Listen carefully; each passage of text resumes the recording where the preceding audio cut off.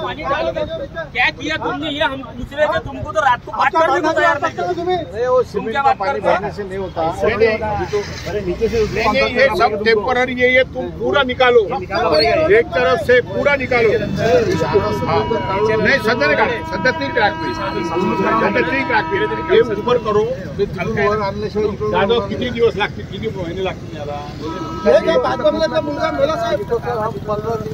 15 दिन में सर इसका वाल करके आपको हम चेक कर देंगे सर। आप कटिंग जो है ना, ये वाल 15 दिन में नहीं होता है।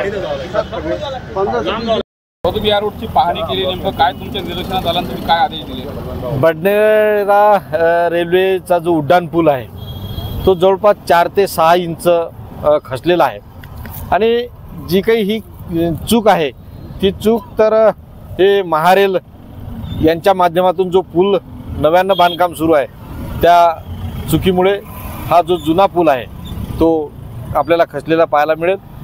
या निमित्तानं अनंतरावजी गुळे साहेब आणि मी या ठिकाणी लोकांच्या अनेक आमच्या कार्यकर्त्यांच्या तक्रारी होत्या, त्या तक्रारीमुळे आम्ही पाहणी करण्यासाठी आलो। तर ही 6-6 इंच पूल खचलेला आहे, फार मोठा अनर्थ होण्याची इथं भीती आहे। म्हणून त्यांना जी वाहतूक आहे ती वाहतूक दुसरीकडून वळवण्याचे आणि हा पूल आणि बाजूचा पूल लगेच त्याचं काम करण्याचे निर्देश दिलेले आहेत।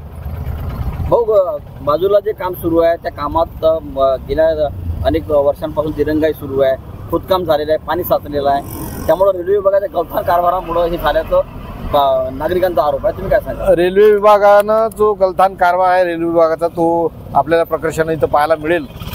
ते अनेक दिवसापासून अनेक वर्षापासून हे काम चालू आहे। मग इथलंच काम नाही तर पुढच्या सुद्धा पुलाचं एक काम आहे ते सुद्धा त्या पद्धतीनंच धीम्या गतीनं चालू आहे आणि ते धीम्या गतीनं असल्यामुळे ह्या अशा पद्धतीचे इन्सिडेंट्स घडत आहेत।